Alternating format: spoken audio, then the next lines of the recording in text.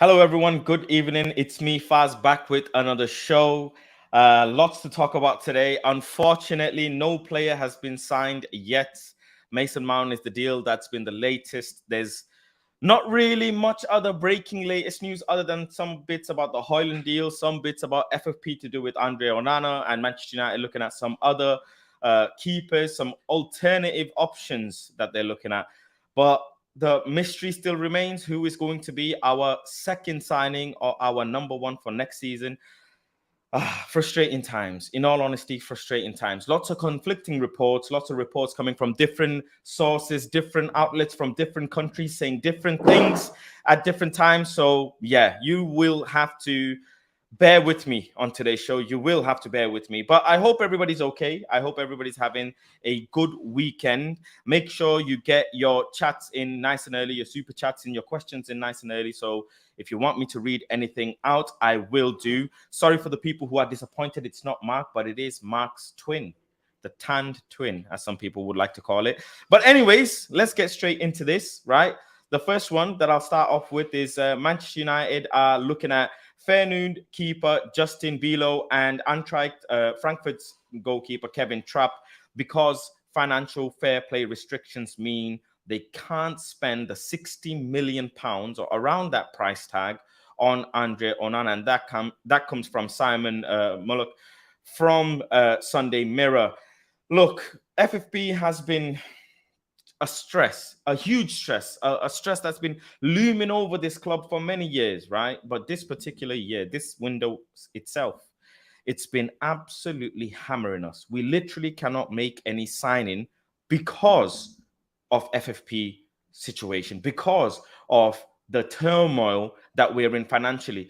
You know, I'm sure Manchester United are capable of signing players, right? Look, we can sign a £10 million, £20 million player, but that won't be backing the manager, will it? That won't be going and getting the manager's targets. The manager clearly wants a top-level goalkeeper, and a top-level goalkeeper is going to set you back 40, 50, 60 million pounds. On top of that, Rasmus Hojlund, Manchester United put a bid in, which I'll talk about in a little bit. But again, it's been rejected, and we need to put some more money towards him. It's a real dire situation, in all honesty. It is, because in a season after which you've qualified for Champions League, you've won the Carabao Cup, you got into the FA Cup final, you would think you have enough money, but we don't. And it's how crazy it is, because there's reports that came out, Manchester United have turned over, record amount of income in the last season, yet we don't have enough money. And it just shows you how poorly the club is run because of the debt, because of this takeover situation that's still looming above our heads.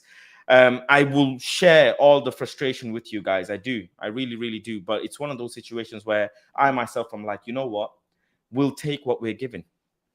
At this point, we'll have to take the best money can buy for the amount of money that we have. And in all honesty, if Erik ten Hag doesn't do well next season, I actually won't hold it against him. I won't. Because I promise you, I've said this many shows ago before. I've said it, I think, if not the last show as well. If Erik ten Hag had the budget, if the manager had the budget, Rasmus Hojlund would not be his target. If the manager had the budget, Mason Mount would not be his target. Maybe Andre Onana, sure, because he's one of the best keepers out there that you can, get right now. But we won't be going for these players if the manager had the budget. He came into Manchester United hoping that he will have some sort of backing, window in, window out. And January, he had zilch. He had to let Ronaldo go, bring in Wout Weghorst, make do with Sabitzer. And now we're in a situation where really and truly, it could go down where Wout Weghorst ends up staying. Like, honestly, it could happen. It really could. I'd love to know what you guys think and how you guys feel about the current situation that Manchester United are looking at Justin Bilo and Kevin Trapp. Kevin Trapp is a decent goalkeeper. Look, I'm not gonna hype them up too much more than they are. Kevin Trapp is 32 years old. Do we really want to replace David De Gea with Kevin Trapp, who's the similar age? I thought we want to get a bit younger goalkeeper. So for me, Kevin Trapp would be a no-no. Is it what do you guys think? Kevin Trapp in, Kevin Trapp out. Justin Bilo, on the other hand, he's a 22-year-old goalkeeper. Again, priced around 20 million, 15 million, around that price range. Is he a keeper that could become the number one for Manchester United? Is he ready for that big jump? I don't know an awful lot about him. I'll be very honest. I just have to be straight up. If you guys do, again, get involved, let me know. But these are not the keepers, not to replace David De Gea. Listen, I said, right, David De Gea can leave, and it's time for David De Gea to leave, but not for Kevin Trapp and Justin Bieler. No chance. I am not taking that risk of getting someone else who's not of David De Gea's caliber and let David De Gea go. On top of that, by the way, congratulations to David De Gea. Just speaking, whilst I'm speaking on this goalkeeper situation, congratulations to David De Gea, who's getting married this weekend. Big congratulations to him and his partner. But again, what an absolute mockery we have made of him. And I'm sorry if it sounds like an echo chamber from show to show, but I just have to, every time I have to tell you that it's his wedding this weekend. The club gave him a contract and then pulled the plug. And they haven't decided what they want to do with him. And they've made him go back and forth in the same weekend or the same week when he's getting married. Just imagine if it was you. If you were getting married and your employer gave you a contract, your employer gave you a contract and then decided to pull the plug and tell you, well, we haven't decided what we're going to really do yet. Well, we're not going to commission this deal just yet. And, David De Gea, rightly so, went and put out a yawning tweet. We need to sack the board, says Jean. Yeah. Someone else says, this club pissed me off. Joke. Totally agree with you. I am very much frustrated. It might not come across like I am, but I'm so frustrated that I'm actually tired. I really am, because I was expecting us to have at least 200 million this window, but we don't. How on earth do Manchester United have only 100 million to spend? 120 million to spend? There's going to be more that I'm going to tie into and talk about this. Let me just get through the super chat quickly. Big up to Slow Sports News for the contribution. Nice and early. Thank you very much, my friend. Says Faz, the best way to describe United right now is we love the taste of champagne, but we can only afford Coca-Cola. Listen, that's a good way to put it. We do love the taste of champagne. We do love Coca-Cola, but I don't think we can actually afford Coca-Cola. Like Asda's own Coca-Cola or Aldi's own 85 pence Coca-Cola. That they're not even Coca-Cola. They're called cola. Not even Coca-Cola. They're called cola bottles. That's what we can afford.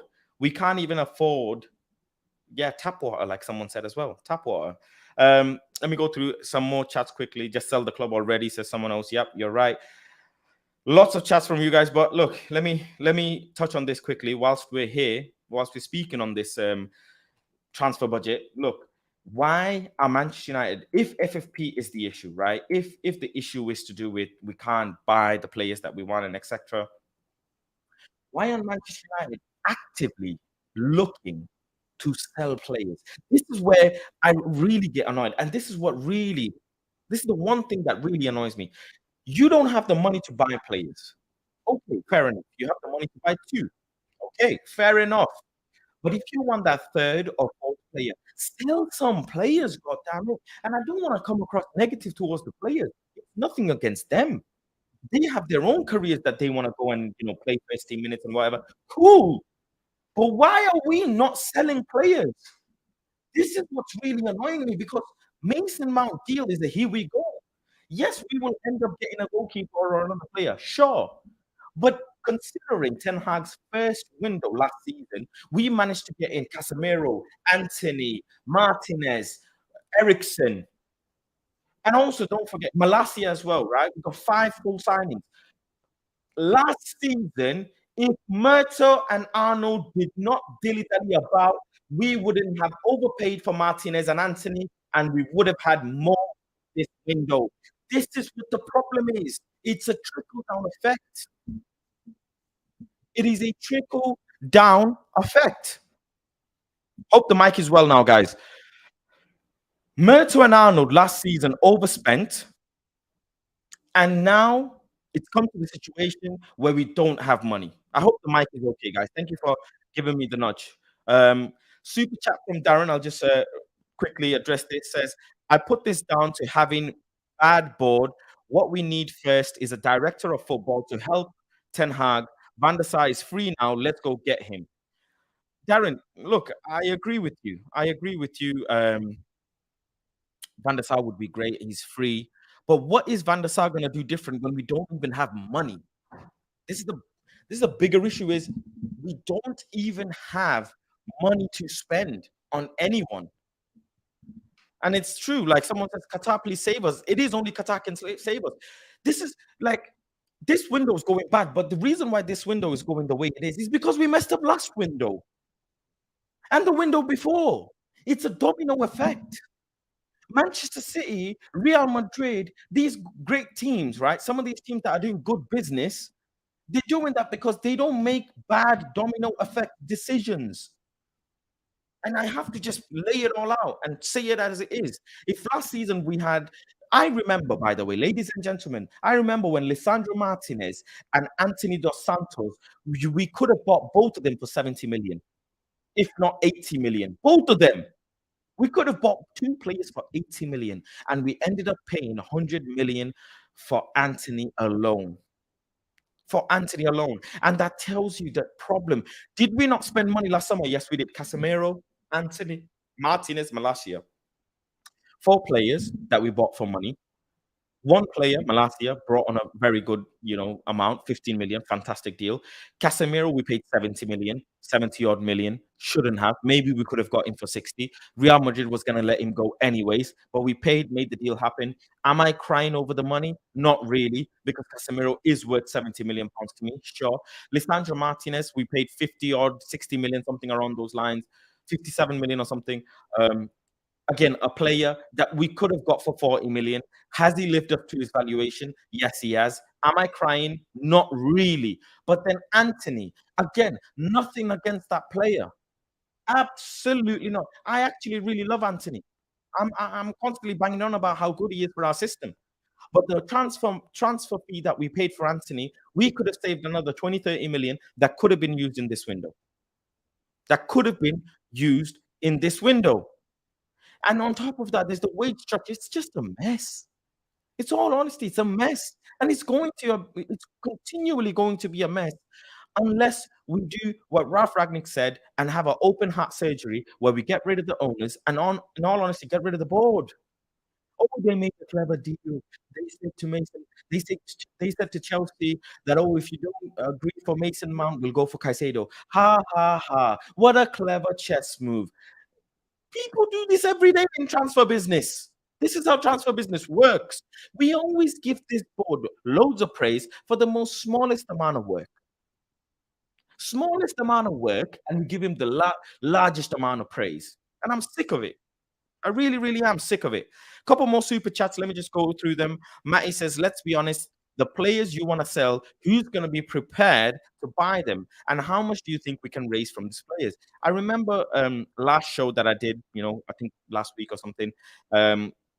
Couple, what do you call it? Not last week. I think it was early on this week. There was someone who said, Maguire for 30 million, McTominay for 30 million. That's 60 million alone. Someone will value Maguire in their squad. Someone, I promise you, someone will value Scott McTominay in their squad. Scott McTominay is worth 20 to 30 million to someone because there were clubs that were interested. There was talks about clubs being interested in Maguire. Cash in. If someone is interested, knock on their door constantly and make that deal happen. Why are we not selling players? Like, it's just buff. It's just so frustrating. Imagine we had sold Mason Mount's coming in. Imagine we had sold one player by now. The Andre Onana deal would have been much more easier. Much more easier. And we would have been sat here talking about a potential goalkeeper signing. And right now we're looking at swapping a 31-year-old David De Gea, 30-odd-year-old David De Gea with a 30-odd-year-old Kevin Trapp. What are we doing? It's the same thing. Jose Mourinho, backed by the club, not backed by the club, lost the dressing room, lost the board, things went sour, out the club. I would not be surprised if similar things happen to Ten Hag unless this Qatari ownership come in, unless just a new ownership come in. And as soon as this new ownership comes in, clear out that board. Get rid of these people who run this club. Bobby with the super chat. Thank you very much for your super chat. Says, I'm a film editor from India. Your passion is amazing. Thank you very much, Bobby. I really appreciate your kind comments and your kind words. I just try and keep it simple and straight up, just like a fan, like I am, just like you guys. I feel the same pain and the same frustration. I share the same thing, just like you guys. So yeah, it's Mason Mount is here. His medical will be due soon. Here we go is confirmed. He'll wear a Manchester United shirt next season. Am I over the moon? No, but I wish him all the best. He's our player. I will support him. I will back the decision of the manager, and I hope he flourishes. I really do. I really, really do. Um, Moving on quickly and swiftly to the next topic that I want to discuss is further contract negotiations mean David De Gea staying isn't 100% ruled out. Eric Ten Hag has made it clear that he doesn't have the on-the-ball skill necessary for a top keeper in his system. Again, from Simon as well. Uh, the- Ten Hag wants a new keeper. It's clear, it's adamant, but I just feel sorry for David in a week when he's getting married and he's won the Golden Glove. He's been treated like that. If I was David, I'd be fuming. I would be absolutely fuming. Just let him go. Just release him. The time is done for him to sign the contract. He's free player now. He could go anywhere he wants. He could literally walk into another club right now on Monday morning and let him. Really and truly, let him. Let's not dilly dally and go back and forth. We're doing that with Tom Heaton even. Tom Heaton wants to go. He's got an offer, I think, from Luton or somewhere where he wants to play 30 minutes. We're holding on to him. Dean Henderson wants to go. We're holding on to him. Cash in on Dean Henderson. Fine, it's coming in. No, we don't have money. We can't get the Frankie De Jongs. We can't get the Oshimans of this world. So I'm not even. I swear to you, I'm not even bothered about players coming in. I'm so much more bothered about clearing out players that don't need to be here. If Chelsea can do that, who was it? Someone said, let's be on. Matty said that. Said, who will take our players? Someone will take our players. If someone is taking Chelsea's players after their season, someone will take our players. Yeah. The next report is Atalanta have rejected a 35 million euro bid for Rasmus Hojlund. United did offer 35 million euros, but Atalanta want 45 million euros minimum, and that comes out from Football Italia. Italian reporters are reporting. Look, again, Rasmus Hojlund is not 45 million euro worth. He's not. We're going to be ending up overpaying. I think there's some more updates. Let me just get it up. Yeah, we're not going to be. We shouldn't be overpaying for Rasmus Hojlund. Nobody's going to pay 45 million euros for Rasmus Hojlund at 20 years old. He's not the next generational striker. He's not proved anything just yet. He's a decent, okay striker, and he needs to do a lot to prove that he can step up to that level. I think 40 million is the bare max that we should go. 40 million euros. I think that deal will happen. Because of FFP, Andre Onana isn't happening or might not be happening. But what that tells me is the goalkeeper isn't a second priority, it's a striker. So clearly, Manchester United wanted to get the Mason Mount deal across because that's going to be the most expensive one. Then get the striker who Manchester United are hoping they can get for around 45, 50 million euro. Sorry, 35, 40 million euros. Get that deal across and then maybe try and attack for a goalkeeper. Maybe try and sell some players and then see if they have enough cash for Andre Onana, who will end up becoming, the biggest amount of transfer for this season, right? Single transfer, 60 million odd. It'd be the biggest. I think the Rasmus Hojlund deal will happen. It's just again timing and going back and forth. Mark says it obviously on every stream, on every show, hotter than the sun. The sun is definitely hot nowadays, but it's also windy, very windy, Mark. So I would love to understand and know what the actual solid, situation is. Right now, the bid has gone in, but it's been rejected. So we've got some solid stuff. At least it means Manchester United are making an active approach to try and sign the player. We've gone past the interest FC. We've gone past the flirting, concrete, all of those stuff. bid has been rejected, so it's good. Just like Chelsea rejected our bid, and then we went and made an improved offer. So yeah, another super chat quickly. AC says, "Bro, Italian strikers always fail in the Prem." AC, you know what? I can understand. I do share that concern, but so did South American players in Manchester United. Let's be honest. Manchester United have had a curse when it comes to South American players. But as of recent, it seems like some of these South American players are doing well. I mean, Casemiro's doing fantastic. Anthony's doing good. He can do better for sure.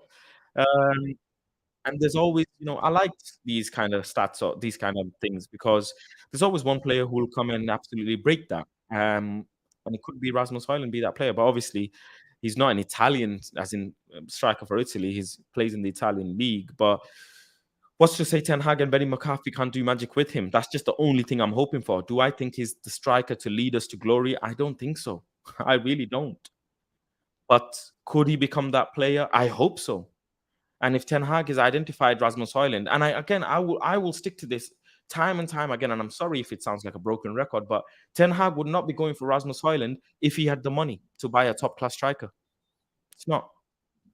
Um, let's see, a couple more chances. No one. What is it? Don't forget about Martinez. FFP has a 3-year window. Um, whatever window it is really and truly messing us up. Let me see. I think there's something from Laurie Whitwell that's come out. Yeah, Laurie Whitwell has just reported that Manchester United want £20 million for Fred, and Fulham is interested in him. £20 million for Fred. Are we taking it? Yes or no? Quickly. Everybody get in the comments. £20 million for Fred. Would you like Fred to stay as a bench player, or would you cash in on Fred for 20 million British pounds? Sell, sell, sell, says TK. Sally says sell. Whoa, everybody's just. Oh, wait, we've got Rai who says no. So there will be people who think Fred should stay as a bench player. It's an interesting one with Fred because Fred does do well when he comes off the bench. He does. Is he is he good enough to stay right now? Should we cash in 20 million? Damn, this is an interesting one. I need to have a think because I actually like Fred. I think Fred is a nice guy, but at 30 years old, should we be keeping him? It's time to move on. And again, you need to be ruthless. You need to be straight up cutthroat. 20 million, take it. I'd say, you know what? Take it. Take it. At times when he has a fantastic game, it's really good, and you think that's the Brazilian Fred that we know, that's the Brazilian Fred we want.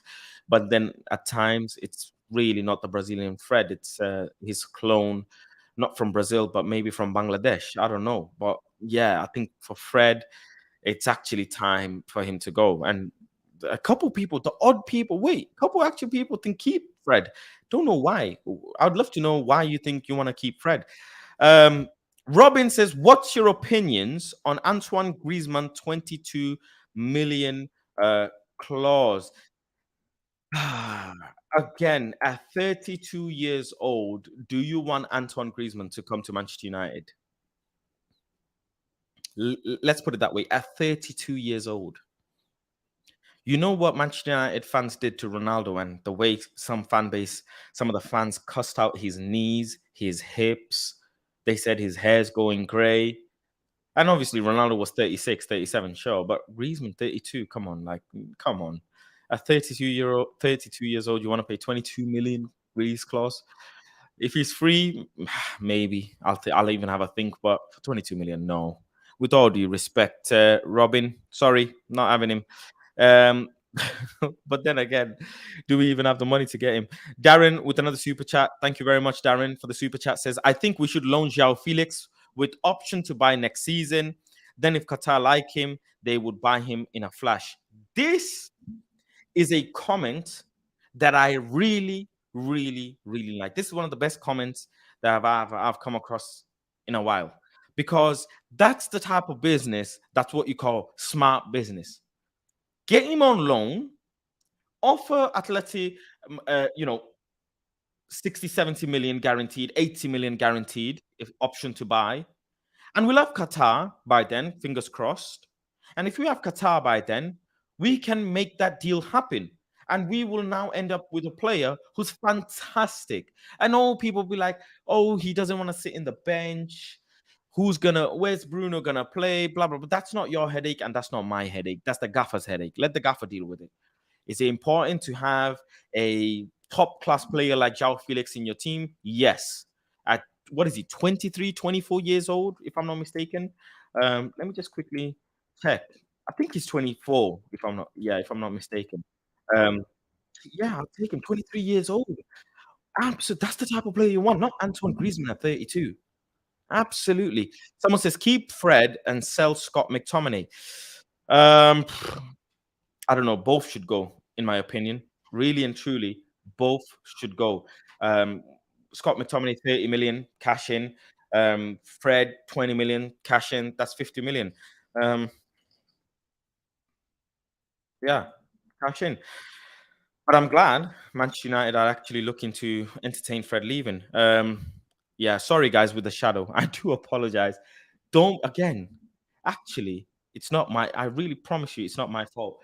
The sun decides to be like Manchester United. 1 minute it's hot, 1 minute it's cold. So I have someone trying to lift the blind up and then put the blind down every literally 3 minutes. The sun is now hiding, so I need to put the blind up. But then, literally 2 minutes later, the sun will start shining again, and then we have to put the blind down because of exposure. So I am sorry. I'm sorry. And the light is on, but because of daylight, you guys probably can't see that well. We just have to make do with it. Make do with it. Shaheen Lala says, keep Fred, otherwise McTominay plays, which is worse. Keep Fred. Because that's an interesting one. Clever. That's a clever one. Do we want to see Scott McTominay play next season? Not really. With all due respect. Sorry, Scott. Would I much what would you much okay, let me pose it to you guys. I'm sorry I can't do a poll. What would you much rather see in Old Trafford? Fred or McTominay? Comment down below. What would you see if you had to pick one or the other? Fred or McTominay? Quick, everybody in the comment section, run it up. Let's have a look what people think. I think I'd go with Fred, you know. I think I'd go with Fred. I'd keep Fred over McTominay. But McTominay plays so well when international duty, like so well. He's a bagsman in international duty. But when it comes to club football for Manchester United, not really the best, is he? Not really the best. Moving on quickly and swiftly. Yeah, conflicting reports. Another report from a different outlet says Manchester United are in a hurry to sign Andre Onana, but then how can they when there's FFP clause and situations involved? Just another one. I wanted to touch on this quickly today. Jadon Sancho joined us 2 years today. Let's actually talk and touch on Jadon Sancho whilst we have this time. A lot of people are saying Fred, by the way. Fredinho, Fred all day. Fred, sell McTominay, keep Fred. Fennec says mix sideways. Oh couple people says none. Fred the Red. Fred is won by a mile here. Nobody, it's very few people, if not any, that want to keep McTominay. So you guys have made your voices heard. Yeah. Fred stays and McTominay leaves. Yeah, Jadon Sancho joined us 2 years ago today. What do we think about Jadon Sancho's time in Manchester United so far? First season, right off, you can say under the manager that he was in, it didn't go well. Loads of chopping and changing in terms of management as well. Didn't go well. Second season has gone fully. He needed time away, personal reasons, etc., etc. He's come back. He's had good moments, but has he lived up to the expectation? Has he done, in essence, what we thought he would do in Manchester United? In all honesty, he hasn't. And he's one thing I will say that he's still very, very, very young. He's 23 years old. we know the potential is there. And a lot of people are out there saying, sell Jadon Sancho. His time is done. He's not hardworking enough. He pulls out of tackles. He's not creative enough. But still very young. At 23 years old, do you want to write off a player? I don't want to. Loan, says Jesse. Underwhelming. Mustafa says, I like United stand. Thank you, Mustafa. I like you. Um, Sell Sancho, says someone else. Get rid of Sancho. Big up to Dallas for becoming the latest member on the United stand as well. Thank you very much for becoming the latest member of the United stand. Let me just get this blind sorted, guys, quickly. Hold on 1 second, because this sun is just really messing with me today.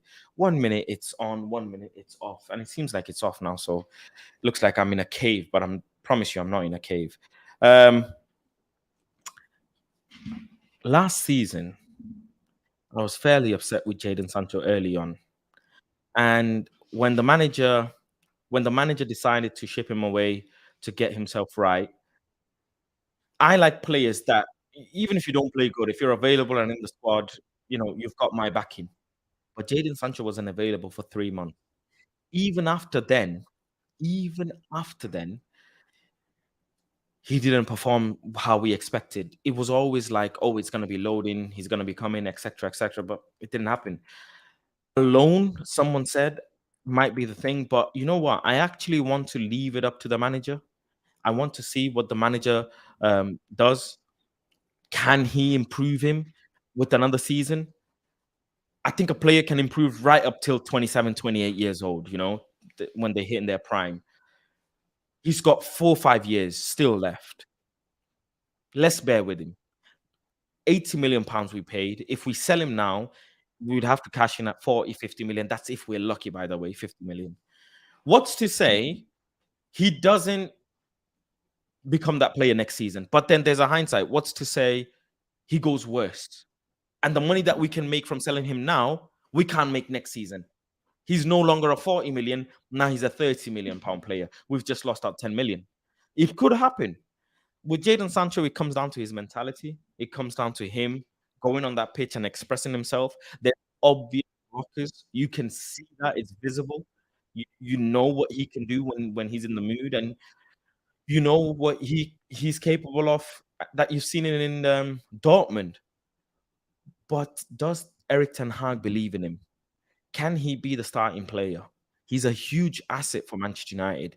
Once the Qataris come in, I think the way that we looked at players over the years, because of the Glazers, you look at players like their assets. Oh, he's an 80 million pound player. He has to start. Oh, he's a top name, signing for England from England, an English player. He has to start. All of that stuff is gone. Well, now under Eric Ten Hag, it's gone anyways.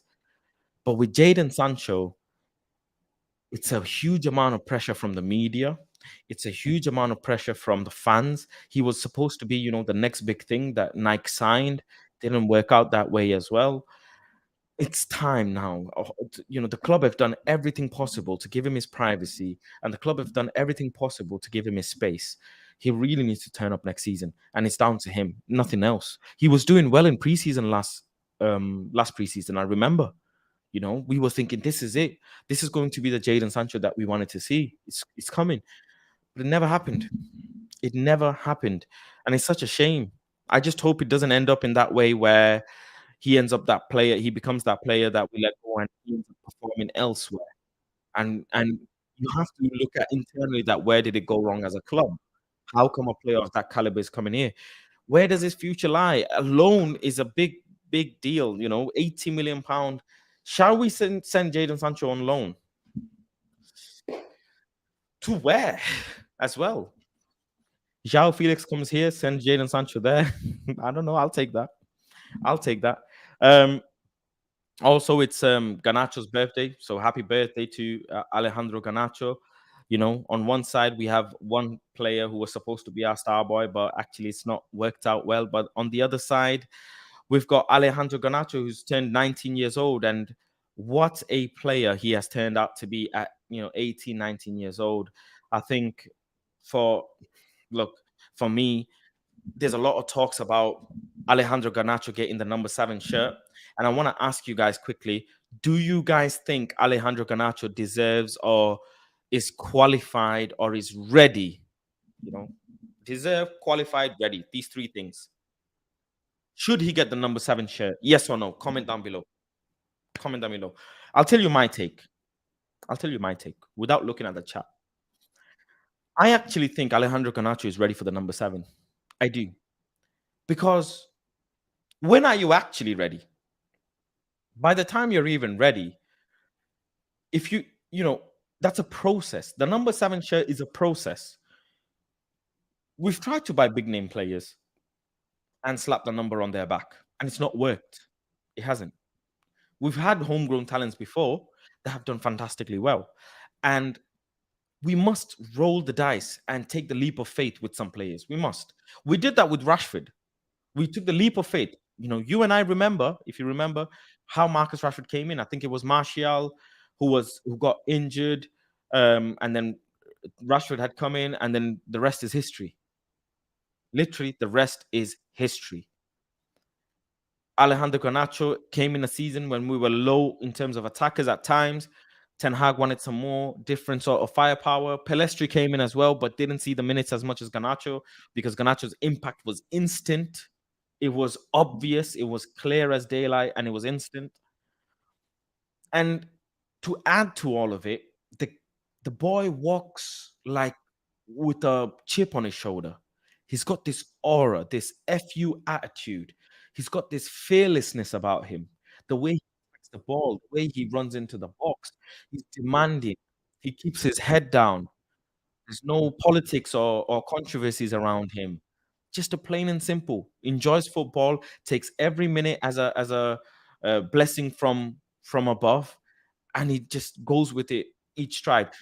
I would love to give him the number 7 because you have to see if the player is really going to be world class. And to do that, you have to put him under pressure. And after pressure, by the way, comes heat. Diamonds aren't just made under pressure. You know, after pressure comes heat. And that's what Garnacho is going to become if he's that player. I deeply think he is. People have this feeling about Amad Diallo. People have this feeling about had this feeling about Mason Greenwood, obviously Rashford, Pelestri, all these other players. But I personally, I'm hell bent on Alejandro Garnacho being the greatest next number 7. Obviously, he won't. I don't think anybody will ever surpass Ronaldo. No disrespect to Ronaldo, but we have missed the next number 7 in the world of football, let alone in Manchester United. That's the level I'm talking, and I think Alejandro Garnacho could be that player. He could be really that player, and it's all down to him. By the way, the club just have to assist him with that number 7. He also has the number 7 tattooed on him. If I'm not mistaken, is he on his left forearm or his right forearm? He's got the number 7 tattooed on him. So yeah, um, I hope he gets it. Let me see the chat quickly. What people are saying?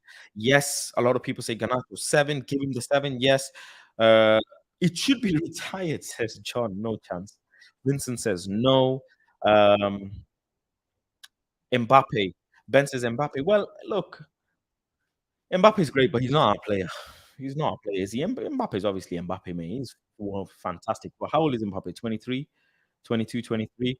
And Garnacho is 19. So he's, Garnacho's got years on Mbappe. And actually, Mbappe's 24. So Garnacho's got 5 years on Mbappe. Imagine in 5 years what Garnacho can become if we actually let him take the number 7. And look, even in the FA Cup final, Garnacho came on against Man City and he looked like he was causing problems.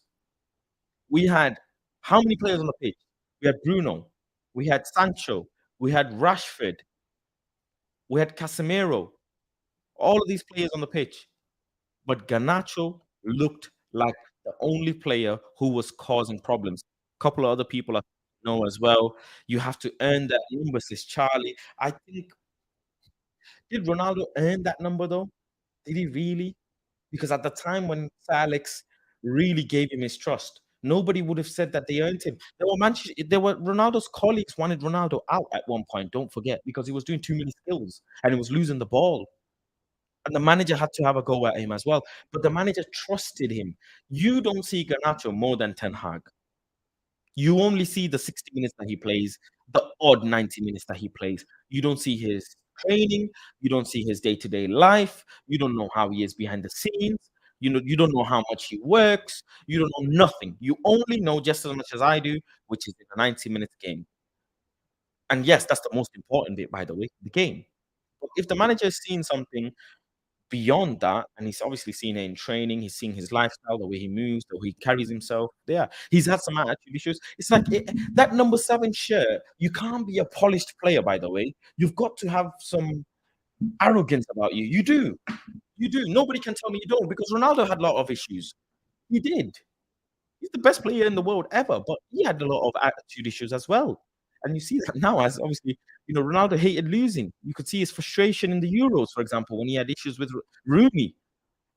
That's just how those players are. And Garnacho had, it's like match made in heaven. He had attitude issues in preseason. Ten Hag didn't use him at all, punished him. Bruno spoke about it publicly. They got him right. He got his head right. He came back and he said, you know what? I messed up. I'm going to work hard and I'm going to show my levels. And he has. So how can you say he hasn't earned it? Because who else has earned it? Someone says you grow into it, and I agree. You do grow into it. You do. Um, but yeah, that's my take on Alejandro Garnacho, really. That is my take. Give him the number 7. But look, there's not really much other else to report. Hopefully, we get the Andre Onana deal done if we can sell some players. It's talked about that Manchester United have made contact over a potential signing for the keeper Justin Bieler from Feyenoord. Mate, 22-year-old keeper.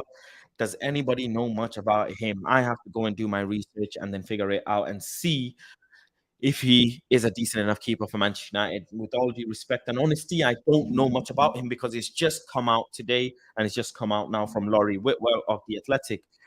Also, Laurie reports talks with transfer targets will determine which position will be signed first. As it stands, Manchester United are prioritizing a striker.